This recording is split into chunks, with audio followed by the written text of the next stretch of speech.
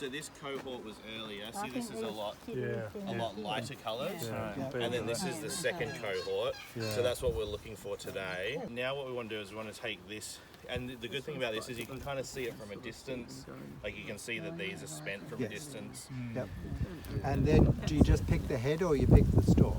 Well, that's what we'll decide now. So based on when we open up this, so the other thing to keep in mind with Demeter is not all of these are ever going to be viable.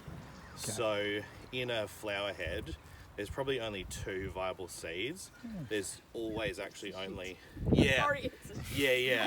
So of the 1, 2, 3, 4, 5, 6, 7, I can see here probably 5 of those are always going to be blanks regardless of conditions. And can you tell that by looking at the seed?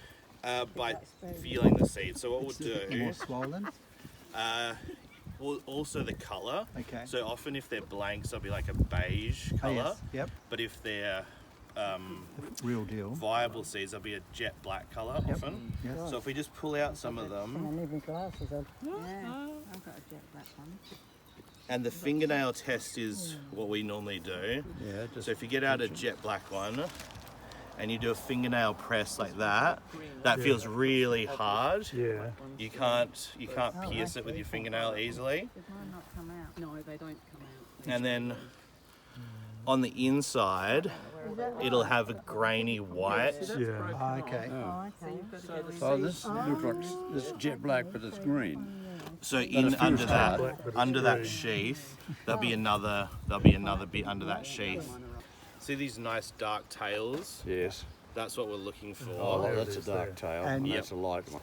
So it's sort of up to you how much you want to grab at once, but you want to grab sort of around the level of the top leaves. So not the leaves that are coming off this high, but somewhere around 30 centimeters off the ground. Yeah. If you cut Demeter too low, it'll probably take 2 or 3 years before it sets a crop of seed this good. When the old ones are still... So that's sort of something like that, and that's going to give us heaps of nutrient in these stalks to after ripen. Really low paddock for some reason, but if your aim is seed production, generally don't go lower than 30 centimeters. Good. No, that's not good. What's going on here? So those are the tails. So the seed is still probably trapped inside of here. Okay. So if we go, here you go. See, I reckon there's the part that's come off of that one. Okay. So that's what we want to look for. Yeah. It's like an arrow light's supposed to come up. And when you want to press that, and you want it to be firm. And can you see that little bit of white grain? That's what we're looking for. See that white grain? If, when you fingernail squeeze it, a white milky substance comes out, then it's too early. Regardless of how we harvest it, it's too early. So, looking at this, they're not quite cherry ripe, because you can sort of see there's still quite a lot of green on the actual flowers themselves. But the seeds are, well on their way to being ripe. So what we can do is we can after ripen it. So we can cut Demeter hay by taking... No, that's all right. We can take, about that much of the stalk and we can lay it on a tarp, and then that stalk will still feed the seed nutrients to finish the ripening process.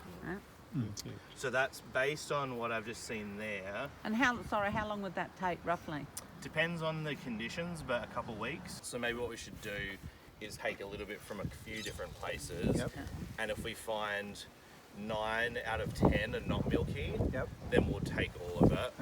But if we find, 5 out of 10 are milky, 5 out of 10 are not milky, we'll be selective. We'll go, let's leave this shady bit here for later.